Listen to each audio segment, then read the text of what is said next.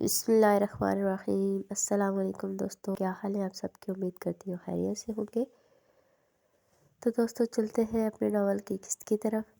تم نے آنے میں اتنی دیر کیوں کر دی؟ کچھ عدنان اپنے کمرے میں نہیں گیا تھا، وہ اس وقت التمش کی خبر لے کر آ رہی تھی۔ اسے یقین تھا التمش نے یہ شرارت جان بوجھ کر کی ہے، عدنان کو پریشان کرنے کے لیے۔ مذاق اپنی جگہ ہے، اتنی عجیب شرارت بھلا کون کرتا ہے؟ پتہ نہیں وہ کس حالت میں ہوگا، ٹھیک ہوگا بھی یا نہیں، وہ سوچ کر ہی رہ کو سوچوں میں ڈوبا دیکھ کر احمد نے اسے اپنی باہوں میں اٹھا کر بیڈ پر لا کر لٹا دیا۔ جب تمہارے شوہر نے کہہ دیا آج تمہاری خیر نہیں تو تمہیں جلدی آنا چاہیے۔ احمد کی بالکل ٹھیک، بہت اچھی بات کہی۔ آپ کہیں گے میری خیر نہیں ہے اور میں بھاگ بھاگ کر آپ کروانے کے لیے۔ وہ منہ بنا کر رہ گئی۔ حالت خراب کروانے کا کون کہہ رہا ہے؟ اپنے شوہر سے پیار کروانے کی آؤ گی نا۔ شوہر کا پیار لمٹ میں اچھا لگتا ہے۔ آپ کو تو ہر وقت ایک ہی کام رہتا ہے۔ دیکھ لو پھر میں ہر وقت محبت لٹانے والا کام کرتا ہوں، پھر بھی میرے مطلب کا کام نہیں ہو رہا۔ اس کا اشارہ جس طرف تھا اسے سمجھنے کے بعد زنیرہ نے اسے کھا جانے والی نظروں سے دیکھا۔ آپ اپنی حرکتوں سے باز آ جائیں، میں تو باز نہیں آ سکتا۔ وہ اس کی ساڑی کے پلو کو ایک طرف گرا کر خود اپنی شرٹ کے بٹن کھولتا ہوا زنیرہ پر جھکایا، اپنی گردن پر اس کے سلگتے ہونٹوں کا لمس اور سانسوں کی گرمائش محسوس کر کے وہ آنکھیں موند گئی۔ کچھ دیر بعد جب وہ اس کے ہونٹوں پہ جھک کر اپنی پیاس بجھانے لگا تو چند منٹوں میں زنیرہ کی حالت خراب ہو گئی۔ دیکھو سارا دن فنکشن تھا، میں بہت تھک چکی ہوں۔ ہاں تو میں بھی تمہارے ساتھ ہی کام کروا رہا تھا۔ احمد کے جواب پر وہ تلملا کر رہ گئی۔ میری بات سمجھ نہیں رہے یا پھر سمجھنا نہیں چاہتے؟ سمجھ رہا ہوں، زیادہ نہیں کر رہا، بس ہم ایک دو بار کریں گے۔ وہ اسے تسلی دیتا زنیرہ کے وجود سے ہر پردے کو آزاد کرتا بھرپور انداز میں اپنا حق وصولنے لگا۔ ایک دو بار نہیں، میں ایک ہی بار میں تھک جاتی ہوں۔ مجھے نہیں معلوم، آپ آج صبر کر لیں۔ وہ اپنا رخ بدلنے لگی، مگر احمد نے جھٹکے سے اس کا رخ اپنی جانب موڑ کر دھڑکنوں کو سختی سے تھام کر اس کے ہونٹوں پہ اپنے ہونٹوں سے کف لگا دیا، اور پھر بنا زنیرہ کی کسی مزاحمت اور التجا پر دھیان دیے وہ اپنے کام میں مشغول ہو کر اس کی گہرائیوں کا سفر طے کرتا ہوا اس کے وجود کا حصہ بن گیا۔ زنیرہ شکوہ کناں نظروں سے اسے دیکھ رہی تھی، جو اپنے کام میں مشغول پوری طرح اپنی طلب مٹانے میں مصروف تھا۔ آپ بالکل اچھے نہیں ہیں احمد۔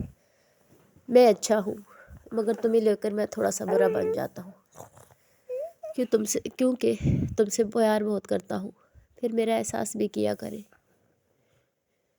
کیونکہ میں تھک چکی ہوں۔ تمہارا احساس کر رہا ہوں، تبھی ہم بس ایک ہی بار کریں گے۔ وہ اس کے وجود میں اپنی وحشت اتار کر زنیرہ کے برابر لیٹتا ہوا اس کی حالت خراب دیکھ کر ہنس دیا۔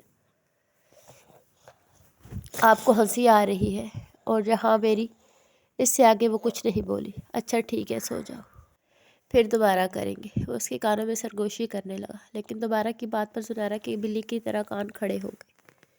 دوبارہ کب؟ چاہو تو ابھی کر سکتے ہیں، چاہو تو صبح کے وقت۔ نہیں، ایسا کوئی سین نہیں ہے۔ ماتھے پہ ہزاروں بال لیے وہ احمد کو وارن کرنے لگی۔ ایسا ہی سین ہے، اب سو جاؤ ورنہ ابھی شروع ہو جاؤں گا۔ وہ اس کے وجود کو اپنے باہوں میں لے کر لیٹ گیا۔ رات کا نہ جانے کون سا پہر تھا، جب زنیرہ کو اپنا سینہ بھاری ہوتا محسوس ہوا تو وہ اٹھ کر بیٹھ گئی۔ کچھ دیر بدن میں بے چینی محسوس ہوتی رہی، پھر منہ میں عجیب سا نمکین پانی گھلنے لگا۔ کچھ دیر بیٹھ کر وہ اپنی حالت کو سمجھتی رہی،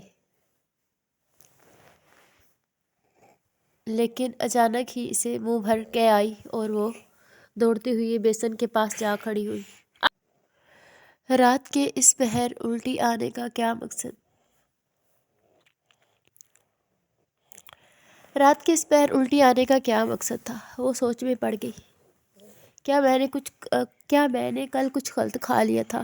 اپنا منہ اچھی طرح صاف کر کے وہ واپس اپنی جگہ پر بیٹھی۔ سمجھ نہیں آ رہا تھا آخر ہوا کیا ہے، کیونکہ وہ اپنے کھانے کو لے کر بہت ہی زیادہ احتیاط رکھتی تھی۔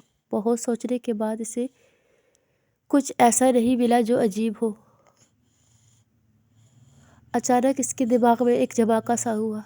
وہ اپنے پیٹ پر ہاتھ رکھ کر کچھ سوچنے لگی۔ کیا میں پریگننٹ ہوں؟ یہ خیال آتے اس نے فوراً نفی میں سر ہلایا۔ نہیں، جذبات میں آ کر احمد کو یہ بول تو دیا تھا کہ وہ اس کے بچے پیدا کرے گی اور اس عمر میں وہ پورے 10 بچے کریں گے، لیکن نہ تو اس میں اتنی ہمت تھی، نہ ہی معاشرے کے طعنے سہنے کی طاقت۔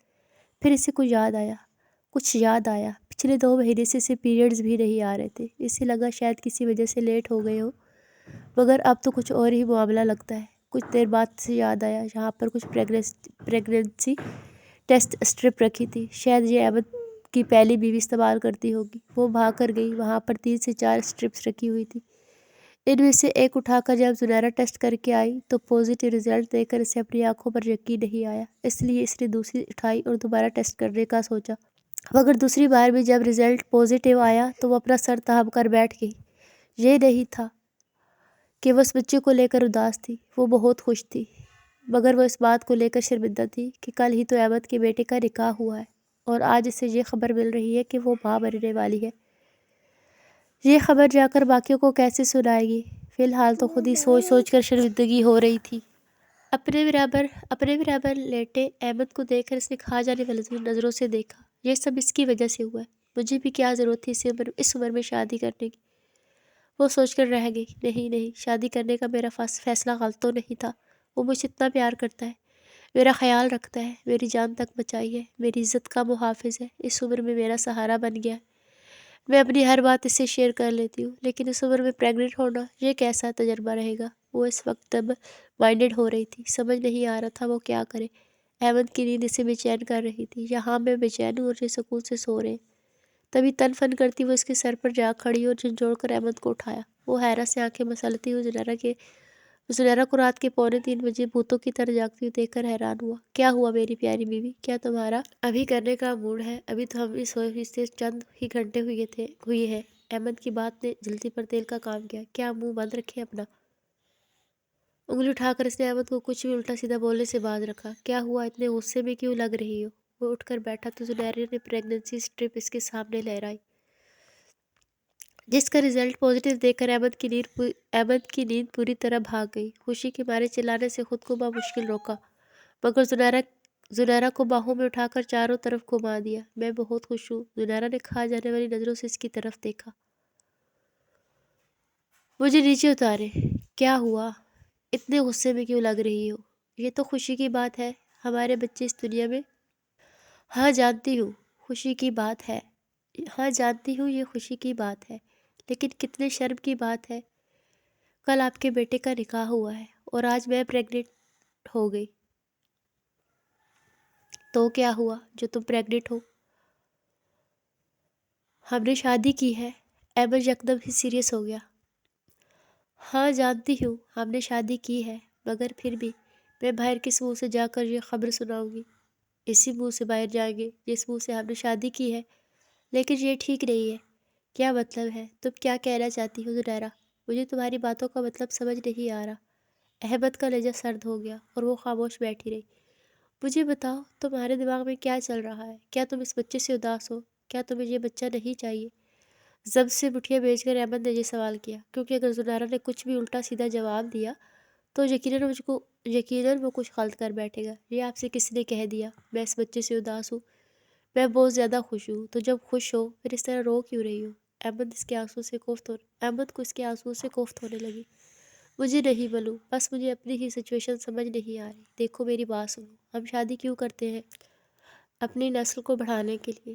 صرف نسل کو بڑھانے کے لیے شادی نہیں کی جاتی۔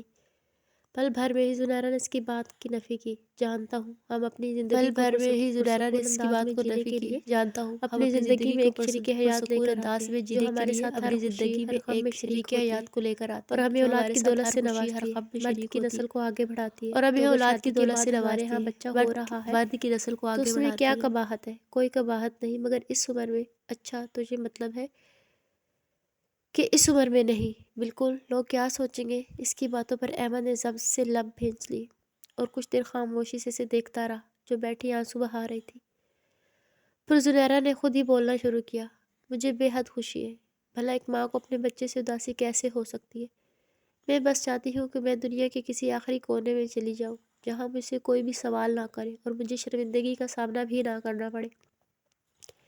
میری بات سنو زنیرہ، ہمارا بچہ کوئی گناہ نہیں ہے۔ اس لفظ پر زنیرہ تڑپ اٹھی آنسوؤں سے لبریز آنکھیں اٹھا کر احمد کی طرف دیکھا، جو آنکھوں میں سرد پن لیے اسے دیکھ رہا تھا۔ آپ اس طرح میری طرف نہ دیکھیں، تم مجھے اس طرح دیکھنے پر مجبور کر رہی ہو۔ مان لیا ہم نے لیٹ شادی کی ہے، اب اگر ہمارا بچہ ہو رہا ہے تو اس کا مطلب یہ نہیں ہے کہ ہم زمانے میں منہ چھپاتے پھریں۔ میرا بچہ میرے لیے فخر ہے اور میں فخر سے یہ بات سب کو بتاؤں گا۔ میرا بچہ میرا غرور ہے۔ وہ اٹھ کر باہر جانے لگا، مگر زنیرہ نے اس کا ہاتھ پکڑ لیا۔ آپ میری بات کو غلط سمجھ رہے ہیں، میں بس سمجھ نہیں پا رہی سچویشن کو ہینڈل کیسے کروں۔ اس میں سمجھنے جیسا کچھ نہیں ہے زنیرہ، تم ایک باشعور عورت ہو، تم کوئی لڑکی نہیں ہو جو پہلی بار ماں بن رہی ہو، یا پھر تم نے زمانے کی اونچ نیچ کو نہیں دیکھا۔ مجھے لگا تم اس ساری سچویشن کو اچھے طریقے سے ہینڈل کر پاؤ گی، لیکن تم تو بچوں کی طرح برتاؤ کر رہی ہو۔ میں بچوں کے طرح برتاؤ نہیں کر رہی، میں بس آنے والے وقت کو سوچ رہی ہوں۔ آنے والا وقت بالکل ویسا ہی ہوگا جیسا ہم سوچیں گے۔ ہمارے آس پاس مخلص رشتے ہیں، ان کے اندر کوئی بغض نہیں ہے۔ نہ میرے بیٹے کو کوئی مسئلہ ہے، نہ تمہارے بیٹے کو۔ اس نے خود اپنی مرضی سے تمہارا ہاتھ میرے ہاتھوں میں دیا، اور جب تم نے میرا ہاتھ تھاما تھا تب تم نے بھی یہی کہا تھا کہ تم میرے بچے پیدا کرنے کے لیے تیار ہو۔ تم میرے ساتھ ایک اچھی زندگی گزارنا چاہتی ہو، اور اچھی زندگی گزارنے کے لیے بہت بچے بہت ضروری ہوتے ہیں۔ ہاں، یہ سب آپ کی باتیں ٹھیک ہیں، مگر میری بات سنو زنیرہ، ہمارے بچے کے لیے تم اب اگر مگر نہیں لگاؤ گی۔ اگر تم نے دوبارہ اس لفظ کو استعمال کیا تو یقین جانو میں بہت برا پیش آؤں گا۔ احمد نے سخت لفظوں میں سے وارننگ دی تو زنیرہ آگے بڑھ کر اس کے سینے سے آ لگی۔ مجھ سے ایسا برتاؤ مت کیجیے، میں ایسا برتاؤ کی عادی نہیں ہوں۔ تم اتنا عجیب بہیو نہ کرو، میں تم سے ایسا برتاؤ نہیں کروں گا۔ اسے لگا شاید وہ اس کی سچویشن کو نہیں سمجھ رہا۔ احمد نے اس کے گرد اپنے مضبوط بازوؤں کا حصار باندھا۔ وہ سمجھ رہا تھا کہ وہ اس وقت اپنے بچوں کے سامنے ایسی حالت کے سامنے آنے میں ہچکچا رہی ہے اور اپنے منہ سے بولنا نہیں چاہتی، مگر پھر بھی انہیں ان ساری مشکلات کا سامنا کرنا ہوگا۔ اولڈ ایج میں شادی کرنا کوئی آسان نہیں ہوتا۔ پہلے تو زمانہ شادی ہی نہیں ہونے دیتا، اور اگر ہو بھی جائے تو بچے ہونے پر وہ ہزاروں باتیں بناتے ہیں۔ لیکن جہاں پر ایک اچھی بات یہ تھی کہ ان کے پاس زیادہ رشتہ دار ہی نہیں تھے۔ زنیرہ کا مائکہ نہ ہونے کے برابر تھا، اور جو تھوڑے بہت رشتہ دار تھے ان سب نے بلوچ خاندان کے باعث سالوں پہلے زنیرہ کی ذمہ داریوں سے قدم دور ہٹا لیے تھے۔ سسرال والے اب زندہ نہیں تھے، احمد کی طرف سے بھی زیادہ رشتہ دار موجود نہیں تھے، اور نہ ہی اس کے خاندان میں اتنے لوگ تھے۔ بس وہ اپنے بیٹے کے ساتھ ہی الگ گھر میں رہتا تھا۔ لیکن جب عدنان جوان ہوا وہ اپنی ڈیوٹی کو لے کر گھر سے باہر ہی رہنے لگا۔ احمد بھی اپنی ڈیوٹی کے حوالے سے عدنان سے دور ہو گیا۔ ان دونوں کی زندگی الگ الگ ہی بسر ہو رہی تھی، اور دونوں ہی ایک دوسرے کی زندگی میں زیادہ انٹرفیئر نہیں کرتے تھے۔ احمد نے عدنان کو اپنی زندگی اپنے انداز سے جینے کا بھرپور حق دے رکھا تھا، جبکہ عدنان نے بھی اپنے باپ کو ساری عمر تنہا ہی دیکھا تھا۔ اسی لیے جب زنیرہ سے شادی کرنے کی بات آئی تو عدنان کو بھی کوئی اعتراض نہیں ہوا۔ وہ بھی چاہتا تھا کہ اس کے باپ کی تنہائیاں کوئی بانٹ لے۔ لیکن ان سب کے درمیان زنیرہ شاید اس بات کو لے کر شرمندہ تھی کہ اولاد جوان ہونے کے باوجود وہ بچہ پلان کر بیٹھے۔ زمانہ کیا کہے گا؟ زمانہ تو کچھ بھی کہتا ہے، جتنے منہ اتنی باتیں ہوتی ہیں۔ ایسے میں انسان زندگی جینا چھوڑ نہیں سکتا، بس یہی بات اسے سمجھنے کی ضرورت تھی۔ التمش ساوری کو اپنی آغوش میں لے کر اس کے بالوں پر لب رکھتا ہوا مسلسل اس کے نازک وجود پر ہاتھ پھیر رہا تھا، اور وہ پرسکون آنکھیں موند کر یہی انگلیوں سے التمش کے سینے پر اپنا نام لکھ رہی تھی۔ آپ کو پتہ ہے عدنان نے پورا کمرہ اپنے ہاتھوں سے سجایا تھا، کتنا پیارا لگ رہا تھا۔ اس کی بات پر وہ مسکرا اٹھا۔ ہاں تو ان کی سہاگ رات ہے، آپ نے میرے لیے ایسا کچھ نہیں کیا تھا۔ وہ اس کے سینے پہ ٹھوڑی رکھ کر شکوہ کناں نظروں سے التمش کی طرف دیکھنے لگی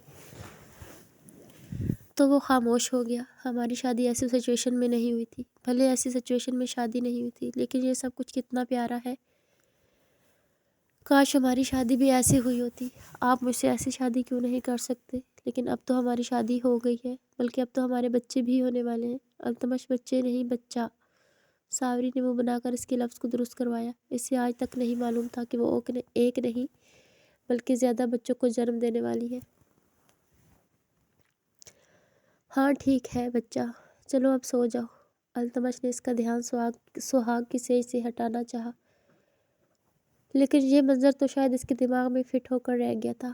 آپ میرے لیے یہ سب نہیں کریں گے؟ اس نے امید بھری نظروں سے التمش کے چہرے کی طرف دیکھا، جو آنکھیں موند کر سونے کی کوشش کر رہا تھا۔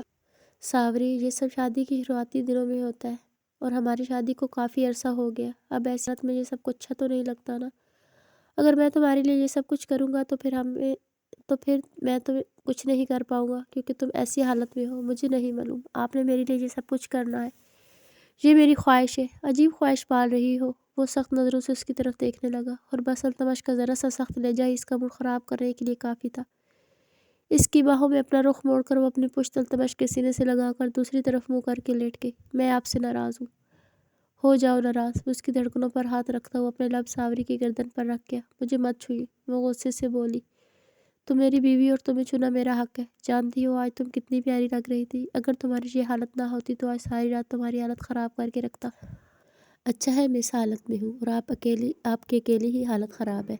وہ شاید اس کی بے بسی کا مزہ لے رہی تھی۔ التمش ٹنڈی بھر کر رہ گیا۔ تم ایک بار ڈلیوری سے فارغ ہو جاؤ، پھر اس کے بعد ہم تھوڑا بچوں کے درمیان وقفہ رکھوا لیں گے۔ اس سے کیا ہوگا؟ وہ حیران ہوئی۔ اس سے 2 فائدے ہوں گے۔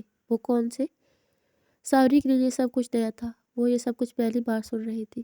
ایک فائدہ یہ ہوگا کہ ہمیں ہمارے بچوں کی کچھ سال تک پرورش کرنے کا موقع مل جائے گا، اور دوسرا فائدہ یہ ہوگا کہ میں صبح شام تمہارے ساتھ چاہے کچھ بھی کر لوں تم پریگننٹ نہیں ہوگی، اور جب تم پریگننٹ نہیں ہوگی تو میں کھل کر منمانیاں کروں گا اور تمہارے ہوش ٹھکانے لگاؤں گا۔ التمش کی باتوں پر اس کا حلق تک کڑوا ہو گیا۔ بس اسی لیے آپ یہ سب کچھ کر رہے ہیں نا؟ مجھے آپ سے بات ہی نہیں کرنی۔ آپ کو ہر وقت ایک ہی چیز کا خیال رہتا ہے۔ ارے مرد ہوں اور اپنی بیوی سے بھی یہی امید کرتا ہوں۔ سب کچھ یہ سب نہیں ہوتا، باقی بھی کچھ کرنا ہوتا ہے۔ باقی سارے فرائض میں بخوبی سر انجام دیتا ہوں۔ التمش نے جیسے ہی ساوری کے پیٹ پر ہاتھ رکھا، ساوری کو ایک جھٹکا سا لگا اور وہ تڑپ اٹھی۔ کیا ہوا؟ اس کی ایسی درد بھری کرا پر وہ سیدھا ہو کر بیٹھ گیا۔ کچھ نہیں، آپ کے بچے نے لات ماری ہے۔ مجھے ماں نے بتایا تھا اس طریقے سے جب درد ہوتا ہے تو بچہ پیٹ میں لات مارتا ہے۔ اوہ اچھا۔ التمش کی سانس میں سانس آیا، ورنہ وہ واقعی گھبرا گیا تھا۔ آپ کو پتہ ہے مجھے سارا دن ایسا لگتا ہے جیسے ہمارا بچہ اندر کشتی لڑ رہا ہے۔ جیسے یہ باہر آئے گا میں اس کی خوب خبر لوں گی۔ وہ اسے اپنے خطرناک ارادوں سے آگاہ کر رہی تھی، مگر اس کی باتوں پر التمش کا دل چاہ رہا تھا کہ وہ کہکا لگا کر ہنسے۔ چلو تم سو جاؤ، کل ولیمہ ہے۔ ہاں، التمش کی باتوں میں وہ اپنی ناراضگی کو پوری طرح بھول کر دوبارہ اس کی طرف کروٹ لیتے ہوئے اس کے سینے سے اپنا سر ٹکا کر نیند کی وادیوں میں گم ہو گئی۔ مگر التمش کو ولیمہ کا سوچ کر ہی ہنسی آئی۔ پتہ نہیں ولیمہ ہوگا بھی یا نہیں، صبح جا کر پوچھوں گا کیا حال ہے۔ اپنی سوچوں پر مسکراتا ہوا خود بھی آنکھیں موند کر سونے کی کوشش کرنے لگا۔ رکو رکو رکو دولہے راجا، کہاں جا رہے ہو؟ ہم سے بھی ملاقات کرتے جاؤ۔ وائٹ کرتا شلوار کے اوپر بلیک واسکٹ پہنے فریش سا وہ اس وقت بے حد خوش لگ رہا تھا۔ التمش نے اسے اتنا خوش دیکھ کر اچانک ہی راستہ روکا، جبکہ اس کی صورت دیکھ کر عدنان کو کل رات کا واقعہ یاد آ گیا۔ تم یہاں سے اپنی شکل لے کر دفع ہو جاؤ، مجھے تمہاری صورت بھی نہیں دیکھنی۔ عدنان کا غصہ یکدم ہی سوا نیزے پر جا پہنچا۔ ارے ارے اتنا غصہ کیوں کر رہے ہو؟ آج تمہارا ولیمہ ہے، میں تمہارا دوست ہوں۔ التمش نے اس کے کندھے پر اپنی کونی کو ٹکایا تو عدنان نے اپنا کندھا نیچے کر کے اس کی کونی کو نیچے گرا دیا۔ بہت بدتمیز ہو گئے ہو۔ اس نے خفگی سے عدنان کو گھورا۔ میں نے سنا تھا شادی کے بعد لڑکیاں بدل جاتی ہیں، لیکن یہاں تو لڑکے بھی بدل گئے ہیں۔ خیر جو بھی ہو، میں کہہ رہا تھا کہ میں تمہارا دوست ہوں۔ کل رات تمہاری حالت کافی خراب تھی۔ تم مجھے کان میں بتا سکتے ہو یہ ولیمہ جائز ہے کہ نہیں؟ وعدہ کرتا ہوں کسی کو نہیں بتاؤں گا۔ التمش نے معصومیت سے آنکھیں ٹپٹپائیں۔ اس کی بات پر عدنان نے کھا جانے والی نظروں سے دیکھا۔ جائز ہے، اور بھرپور انداز میں جائز ہے۔ کیا بات کر رہے ہو؟ التمش نے اپنے دل کے مقام کو مٹھی میں تھام لیا۔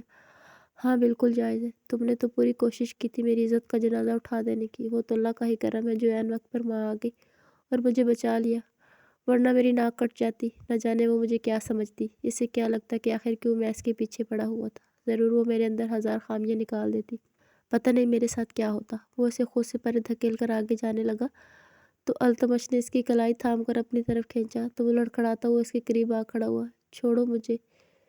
کیا کر رہے ہو؟ یہاں سارے مہمان موجود ہیں، تمہاری یہ بیہودیاں یہاں پر نہیں چلیں گی۔ مجھے چھوڑ دو۔ ایسا نہیں ہو سکتا کہ تم کسی اور کے نہیں ہو سکتے۔ وہ دوبارہ کل رات والے موڈ میں آنے لگا تو عدنان کا دماغ گھوم گیا۔ ماں ماں، وہ زور زور سے چلانے لگا، جبکہ اس کے یوں چلانے پر التمش کہکا لگاتے وہاں سے بوتل کی جن کی طرح غائب ہو گیا۔ ارے میں ٹھیک کہہ رہا ہوں، ہمیں بہت جائیداد ملے گی، ہمیں ان کو اس گھر میں رکھ لینا چاہیے۔ یہ حاشر اور عادل کے ماموں تھے، عائشہ کے ماں باپ زندہ نہیں تھے، بس وہ اپنے بھائیوں کے لیے ہی اس گھر کے اندر آتی تھی۔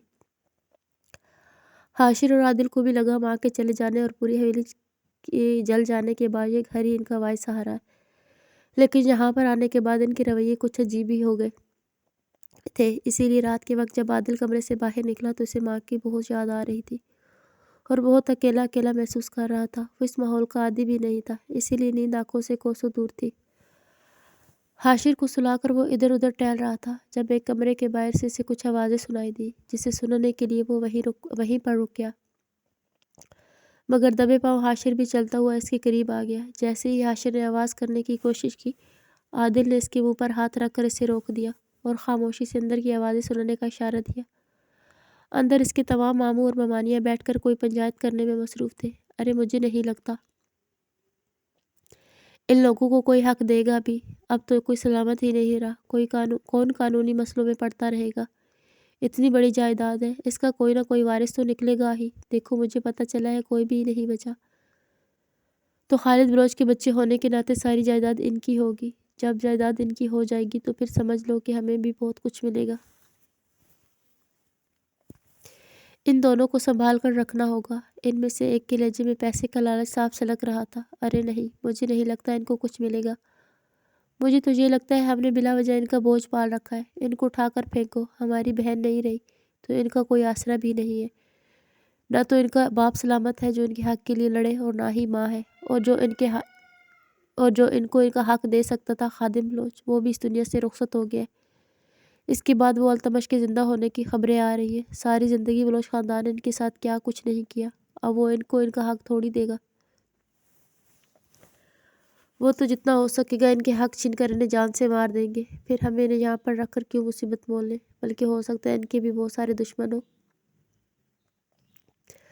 بھلا سوچو، حویلی میں آج تک آگ نہیں لگی، کوئی حادثہ نہیں ہوا، لیکن آج ایسا ہو گیا، تو اس کا مطلب صاف ہے ان کا کوئی بہت بڑا دشمن ان کے پیچھے پڑ گیا ہے، جو پوری حویلی کو ختم کر دینا چاہتا ہے۔ ان میں سے ایک کا دماغ کچھ زیادہ ہی چل رہا تھا۔ وہ دونوں سہمی نظروں سے ایک دوسرے کی طرف دیکھ رہے تھے۔ کہہ تو تم بالکل ٹھیک رہے ہو، اگر ان لوگوں کو ان کے زندہ ہونے کی خبر آ گئی اور انہیں یہ معلوم ہو گیا ہم نے ان کو یہاں پر آ دے رکھی ہے، تو ہماری جان بھی خطرے میں آ جائے گی۔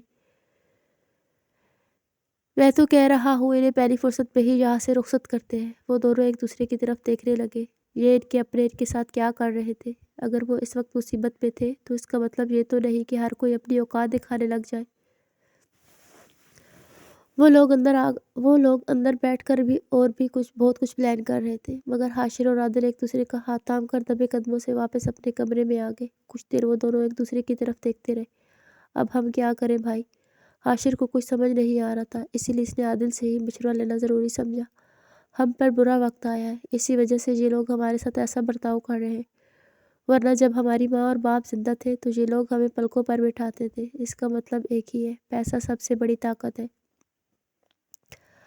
آج جب بلوچ حویلی جل گئی ہے اور ہم لوگوں سے پیسوں کا کوئی آسرا نہیں ہے، تو ان لوگوں نے اپنے رنگ دکھانا شروع کر دیے ہیں۔ میں نے کبھی نہیں سوچا تھا یہ لوگ ایسے نکلیں گے، لیکن یہ لوگ ہمیں دشمنوں کے حوالے کر دیں گے۔ اگر ہم ان کے ہاتھ لگ گئے تو ہم بھی مارے جائیں گے۔ عادل کو اب بھی مبشر کی موت آنکھوں کے سامنے نظر آتی تھی۔ ایسا کچھ نہیں ہوگا، ہمارے پاس کوئی سامان تو نہیں ہے، لیکن پھر بھی جو ایک دو سوٹ ہیں وہ اٹھاؤ اور ہم یہاں سے ابھی نکل جائیں گے۔ مگر ہم جائیں گے کہاں؟ میں نہیں جانتا ہم کہاں جائیں گے، لیکن ہمیں یہاں سے جانا ہوگا اس سے پہلے کہ ہمارے دشمن ہم تک پہنچے،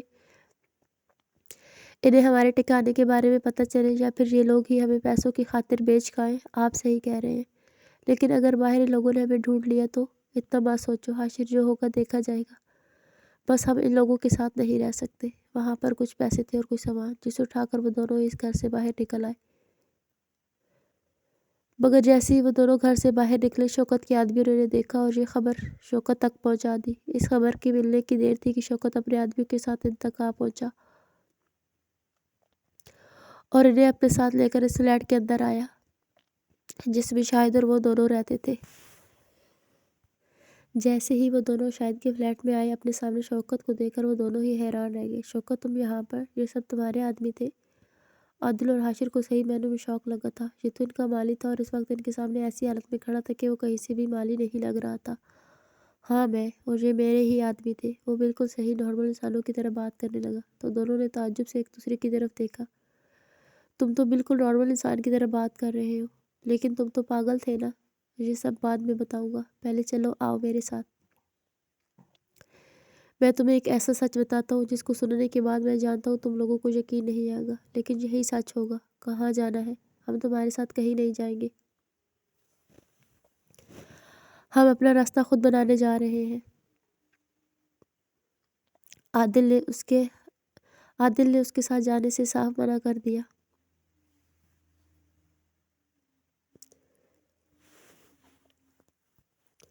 میں جانتا ہوں فی الحال تم لوگ مجھ پر اعتبار نہیں کر سکتے، لیکن ابھی کے لیے تم دونوں میرے کمرے میں آؤ، وہاں میں تم لوگوں کو کچھ دکھاتا ہوں۔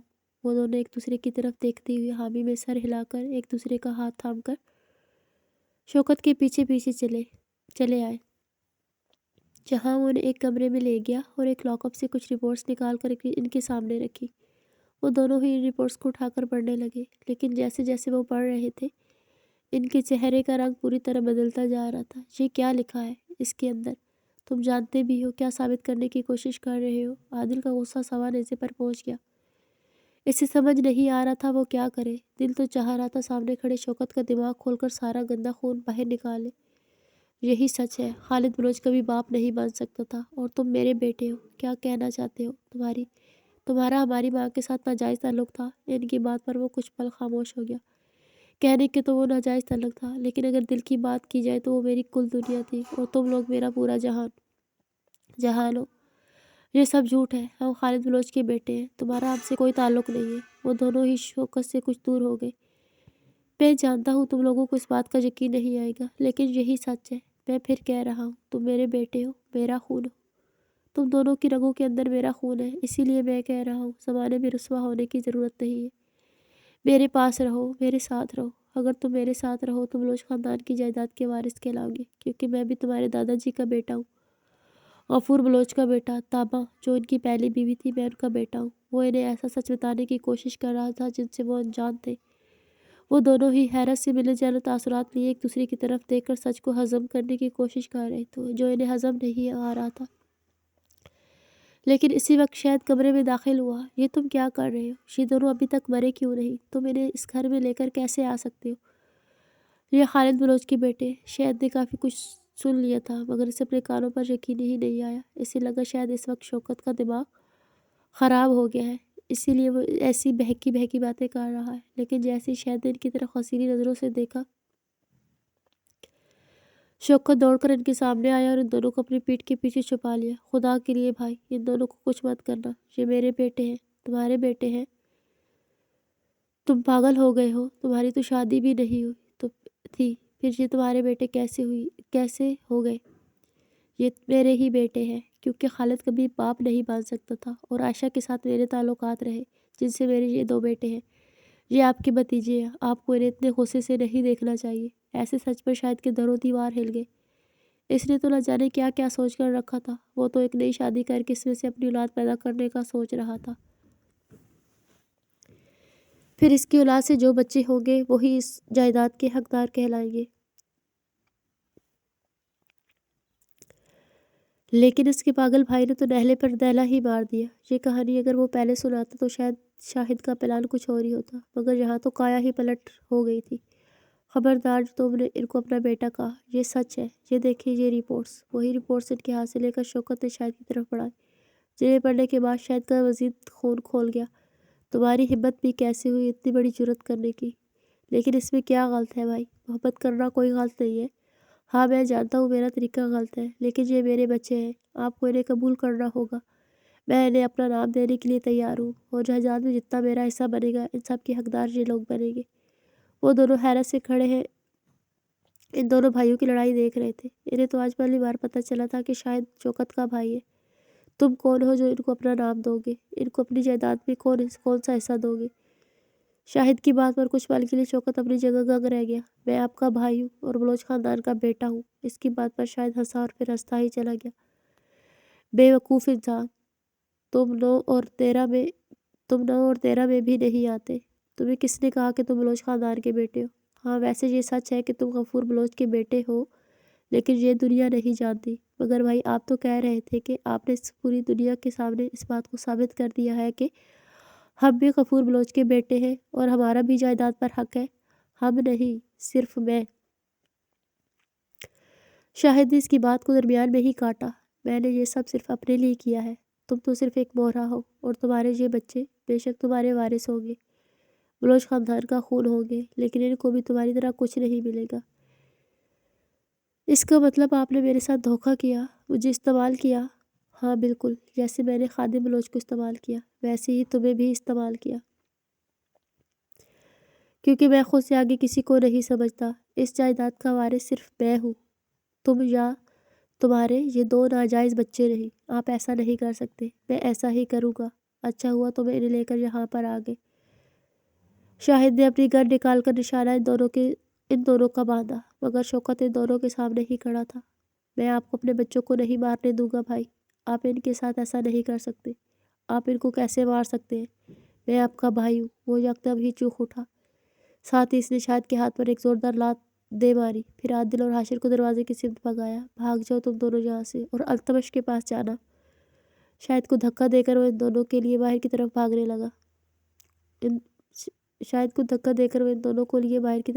لگا۔ لیکن وہ تو ہمارا دشمن ہے۔ عادل جاتے جلتے پلٹا، نہیں وہ دشمن نہیں ہے، دشمن یہ ہے۔ باقی 2 دشمن تھے وہ چلے گئے ہیں، وہ تم دونوں کی حفاظت کرے گا۔ بس ایک بار ان کے پاس چلے جانا، بھاگو یہاں سے۔ وہ دونوں ہی ایک دوسرے کا ہاتھ تھام کر وہاں سے بھاگنے لگے، مگر تبھی پیچھے سے گولی کی آواز آئی تو دونوں یکدم ہی اپنی جگہ پر رک گئے۔ دونوں نے مڑ کر پیچھے کی طرف دیکھا تو شاہد نے شوکت کے پیٹھ میں گولی مار دی تھی۔ شاید وہ اب بھی مزید گولیاں چلانے کا ارادہ رکھتا تھا، مگر شوکت نے اس کے ہاتھ کو سختی سے دبوچا ہوا تھا۔ وہ کسی بھی طرح آخری سانس تک اس کا ہاتھ روکنے کی کوشش کر رہا تھا۔ آخری لمحے میں اس نے مڑ کر اپنے دونوں بیٹوں کی طرف دیکھا، پورا وجود پسینے پسینے ہوا تھا، آنکھوں سے آنسو بھی بہہ رہے تھے۔ شاید تکلیف کی شدت ضرورت سے زیادہ تھی۔ تم دونوں یہاں سے چلے جاؤ، وہ ٹوٹے پھوٹے لفظوں میں گویا ہوا، مگر وہ دونوں اپنی جگہ ساکت تھے۔ تبھی اپنا ہاتھ چھڑوانے کی کوشش میں کوشاں شاہد نے دوسرا فائر بھی کیا، وہ شوکت کے سینے میں جا لگا۔ حاشر نے عادل کی طرف دیکھا، یہ مر رہا ہے، ہمیں اسے بچانا ہوگا۔ نہیں، ہم اسے نہیں بچا سکتے، ہمیں یہاں سے جانا ہوگا۔ یکدم ہی عادل نے حاشر کا ہاتھ کھینچا، مگر وہ اپنی جگہ ساکت کھڑا شوکت کو دیکھتا رہا۔ کیا وہ ہمارا باپ ہے بھائی؟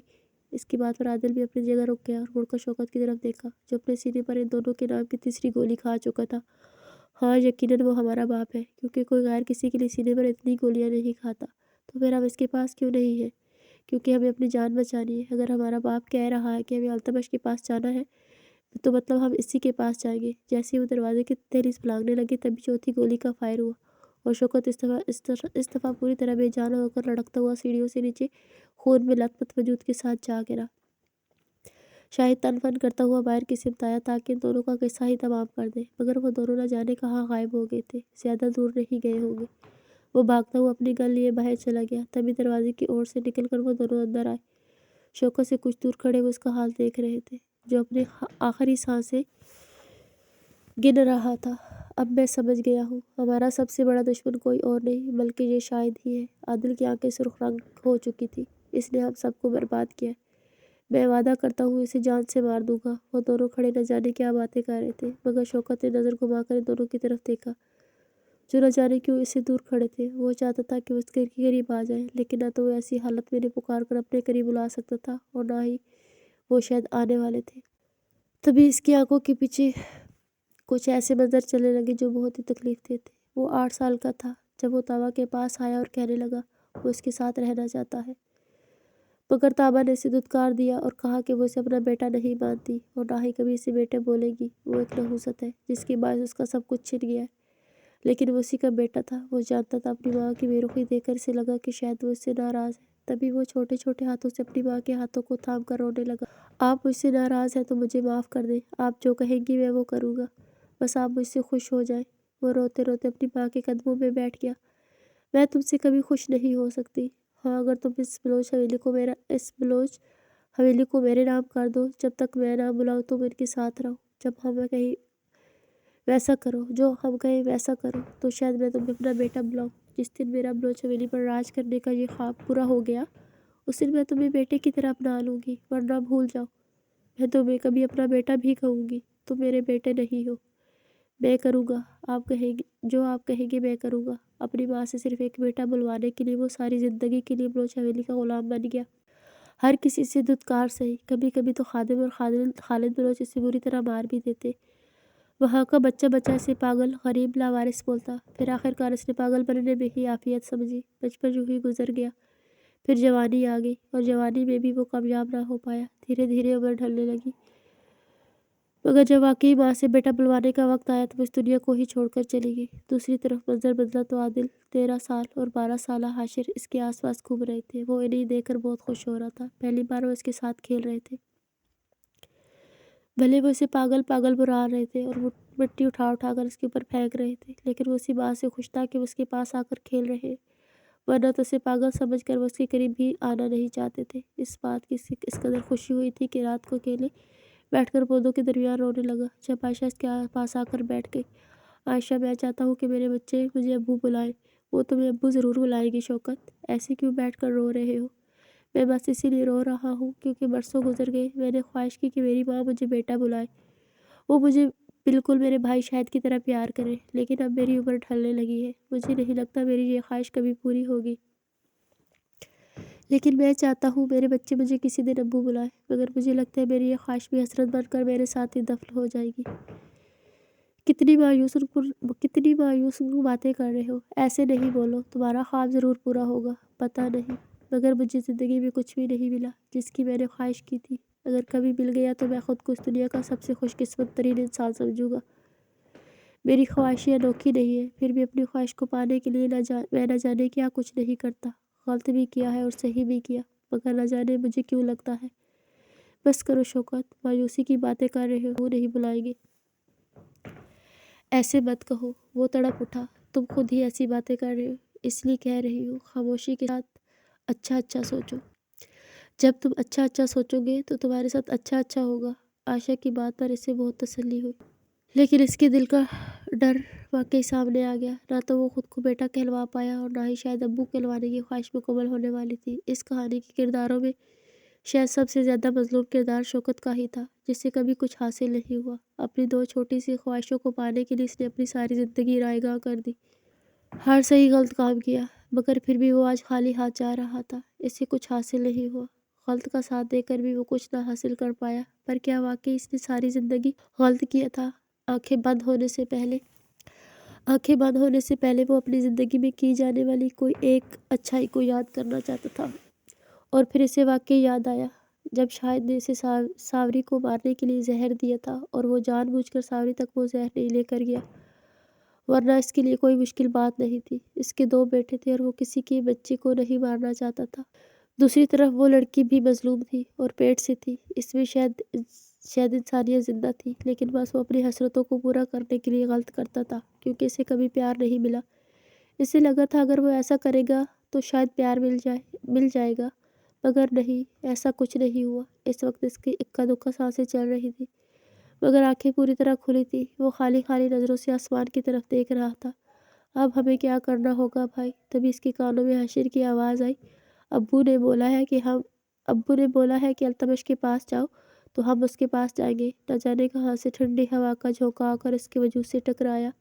ऐसा लगा जैसे कानों में किसी ने सांस खोल दिया हो। अब्बू, हाँ, हमारे अब्बू ने बोला है। एक बार आदिल और एक बार हाशिर ने जब इसे अब्बू कहा तो शौकत की आंखों से दर्द के दो आंसू बह निकले। लबों पे जख्मी सी मुस्कुराहट बिखर गई। फिर यकायक में कान की आंखें बंद हो गई। तुम आज भी अपनी खाला से बात कर रही हो ना? तुम आखिर चाहती क्या हो? शान का बस नहीं चल रहा था इसकी खाला को इस दुनिया से गायब कर दे, जिससे वो घंटों बातें करती रहती थी। तुम्हें मेरी खाला से इतनी चिढ़ क्यों है? तुम जानते हो वो पाकिस्तान आ रही है। मैंने इन्हें यहाँ पर इनवाइट किया और कहा है कि वो मेरे साथ आकर रहे। क्या तुमने इनको यहाँ आने का बोल दिया? क्यों इनको आना? तुम्हें अच्छा नहीं लगा? अरीबन ऐसे गुस्से से घूरा। नहीं नहीं, वो मेरा वो मतलब नहीं था। बस मैं ये कहना चाहता था अगर वो हमारे साथ रहेंगी तो मुझे तुम्हारे साथ गुजारने के लिए वक्त थोड़ा कम मिलेगा। और वो उसके करीब आकर आंखें दबा गया। तुम्हें तो हर वक्त फिजूली सोचे घेरी रखती हैं, कोई और तो तुम्हारे पास काम है ही नहीं। वो इसे सख्त सुनाकर उठने ही लगी, मगर वो इसे खींच कर अपने नीचे करता हुआ इसके वजूद पर हावी होने लगा। तुम जानते हो मेरी खाला बहुत अच्छी है। एक बार फिर अरीबा का खाला नामा शुरू हो चुका था और बस शान के कानों में दर्द हो गया। तभी अरीबा की गाल पर जोर से काट कर अपने दांतों के निशान बनाए। खबरदार, जो तुमने एक बार फिर अपनी खाला का नाम लिया। अरीबा ने अपनी सफाई पेश करने की कोशिश की, मगर अगले ही लम्हे शान ने इसके होंठों को अपने होंठों में दबाकर मजीद कार्रवाइयाँ शुरू कर दी।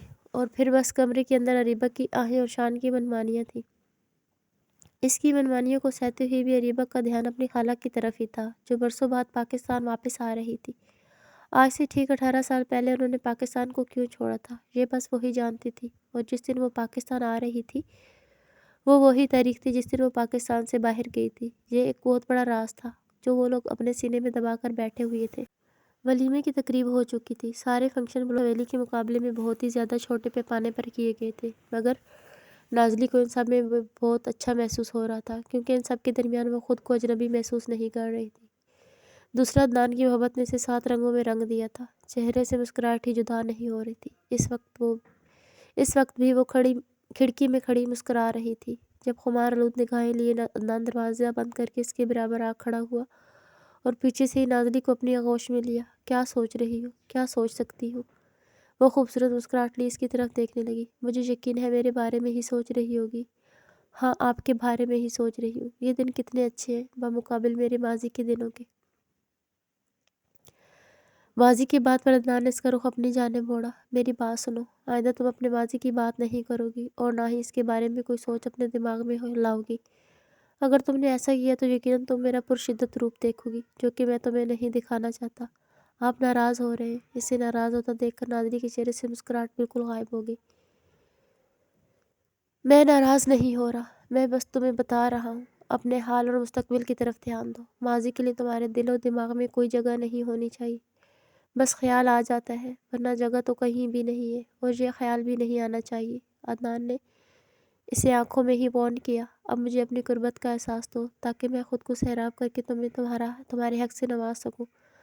اپنی خواہش کا اظہار کرتے ہی عدنان نے کھڑکی بند کر کے اس کا رخ موڑا اور دیکھتے ہی دیکھتے اس کے دونوں ہاتھوں کو ایک ہی ہاتھ میں تھام کر اوپر کی طرف کرتے ہوئے اسے پوری طرح کھڑکی کے ساتھ پن کر دیا۔ یہ کیا کر رہے ہیں؟ نازلی کو کسی ایسے اقدام کی توقع نہیں تھی، اسی لیے یکدم ہی بکھلا گئی۔ ایسے ہی کھڑی رہنا۔ عدنان نے اس کے ہاتھوں کو چھوڑ کر بکھرے بالوں کو جوڑے کی شکل میں قید کر کے پن لگا دی۔ وہ یوں ہی کھڑکی کے ساتھ اپنے دونوں ہاتھ اور چہرے ٹکا کر اس کی کارروائی کو محسوس کر رہی تھی۔ جیسے ہی جوڑا بن گیا اس نے پلٹنے کی کوشش کی، مگر عدنان نے اس کی کمر پر ہاتھ رکھ کے فراق کے پیچھے لگی ہوئی زپ کو پوری طرح چاک کر دیا اور اپنے لبوں سے اس کی گردن کو چھوتے ہوئے کندھوں سے فراق کے نیچے کی طرف سرکانے لگا۔ چند ہی لمحوں میں فراق اتر کر اس کے پیروں میں آ گری اور پھر عدنان کے ہاتھ پاجامے کے ساتھ جا الجھے۔ دیکھتے ہی دیکھتے وہ اسے پوری طرح عیاں کرتا اپنے لمس اس کی کمر پر بکھیر رہا تھا۔ وہ اس وقت قدرتی لباس میں اس کے سامنے پشت کے بل کھڑی اس کے ہوش اڑا رہی تھی۔ اس کی پشت کی دونوں بھاروں کو تھام کر وہ شدید انداز میں اپنی مٹھیوں میں دباتا ہوا ہونٹوں سے اپنی شدت اس کی کمر پر بکھیر رہا تھا۔ آج اس کے انداز میں ایک عجیب سا جنون تھا۔ وہ ہونٹوں سے کم اور دانتوں سے زیادہ کام لے رہا تھا۔ ایک جنون اس کے انداز میں در آیا۔ ایسا لگ رہا تھا کہ وہ اس کے پورے وجود کو اپنی شدتوں سے رنگ دینا چاہتا ہے۔ کچھ ہی پل میں نازلی کی سانسیں پھول گئیں اور اس سے کھڑے رہنا مشکل ہو گیا۔ عدنان کے ہاتھ اس کے پورے وجود پر گھوم رہے تھے۔ پیٹ سے اوپر کی طرف سرکتے ہاتھ دھیرے دھیرے دھڑکنوں تک آئے تو یکدم ہی نازلی نے اپنا رخ بدلا۔ گہرے سانس لیتے ہی وہ اپنے کندھوں پر ہاتھ رکھ کر خود کو چھپانے کی ناکام کوشش کرنے لگی، مگر اگلے ہی پل اس کی لچکیلی کمر میں ہاتھ ڈال کر عدنان نے اسے بیڈ پر لاپٹکا اور خود اپنی شرٹ پینٹ نکال کر اسی حالت میں آتا ہوا اس کے وجود پر حاوی ہو گیا۔ آج آپ کو کیا ہو گیا؟ نازلی اس کے ہر انداز سے بغلا رہی تھی، کیونکہ وہ اس قدر پرشدت ہو رہا تھا، مگر اس کی کسی بات کا جواب دیے بغیر عدنان نے اس کے جوڑے کو مٹھی میں دبوچ کر نازلی کے چہرے کو اوپر اٹھایا اور اپنے ہونٹ اس کے ہونٹوں سے جوڑ کر ان خوبصورت گلابی ہونٹوں کا جام پینے لگا۔ ایسا لگ رہا تھا کہ وہ برسوں کا پیاسا ہو اور آج ہی اسے یہ دل فریب جام نصیب ہوا ہو۔ کل رات ہی تو اس کے وجود سے مکمل طور پر سیراب ہوا تھا، پھر آج ایسا کیوں؟ کتنی ہی دیر اس کے ہونٹوں کا جام پیتا رہا اور نازلی کی سانسیں اکھڑنے لگیں۔ عدنان کے کندھے کو ہلا کر وہ اسے روکنے کی کوشش کر رہی تھی، مگر وہ بھلا کہاں رکنے والا تھا۔ اس کے دونوں ہاتھوں کو تھام کر تکی سے لگایا اور خود ہونٹوں کو چھوڑ کر نازلی کے کان کی لو پر بری طرح کاٹا۔ پھر یہی حرکت گردن، بیوٹی بون اور جگہ جگہ کرتا ہوا وہ اس کے وجود کو اپنی شدتوں سے رنگتا دھیرے دھیرے دھڑکنوں پر آیا، اور یہاں آنے کے بعد اس کی جنونیت میں مزید اضافہ ہو گیا۔ وہ ان خوبصورت دھڑکنوں کے پیالوں کو ہاتھوں میں لے کر کبھی مسلتا، کبھی منہ میں لیتا اور کبھی کاٹتا، یہاں تک کہ ان کی دھڑکنوں کے اوپر موجود خوبصورت گلابی نشانوں سے خون رسنے لگا۔ کیا آپ پاگل ہو گئے ہیں؟ نازلی کی برداشت تمام دے گئی، مگر وہ اپنے جنون میں کمی نہ لاتے اس کی دھڑکنوں کو چھوڑ کر نیچے کی طرف بڑھا۔ پیٹ پر پہنچ کر اس کی شدتیں مزید سخت ہو گئیں۔ خوبصورت کمر کے خم پر اس نے کتنے ہی بار اپنے دانتوں سے نشان بنائے، بیلی بٹن کے اندر اور اس کے ارد گرد اپنی زبان گھمائی۔ نازلی کے لیے یہ سب کچھ برداشت کرنا ایک امتحان بن چکا تھا۔ بیڈ شیٹ کو مٹھیوں میں دبوچ کر وہ بری طرح آہیں بھر رہی تھی، مگر عدنان تو آج شاید دیوانہ ہی ہو گیا تھا۔ بیلی بٹن سے نیچے جب وہ آیا تو اس کی شدتوں نے ایک نیا ہی روپ لے لیا تھا، جہاں نازلی کی رہی صحیح برداشت بھی جواب دے گی۔ وہ بری طرح آوازیں نکالتی ہوئی اسے روکنے کی کوشش کرنے لگی، مگر وہ اپنا دیوانہ پن وہاں دکھاتا ہوا اسے بے بس کرتا، اس کے پورے وجود پر اپنی محبت کے نشانات بناتا نازلی کے وجود کے اندر یکدم ہی اترا، اور وہ منہ پر ہاتھ رکھ کر اپنی چیخوں کا گلا گھونٹ گئی۔ اس کی روح کی گہرائیوں میں اترتے ہی جنونی انداز میں وہ اپنے عمل کو جاری کر چکا تھا، اور اس کے عمل کی ہر شدت پر نازلی کا وجود بری طرح ہچکولا کھاتا، ایسا لگتا تھا کہ جان نکل کر لبوں پر آ گئی ہو۔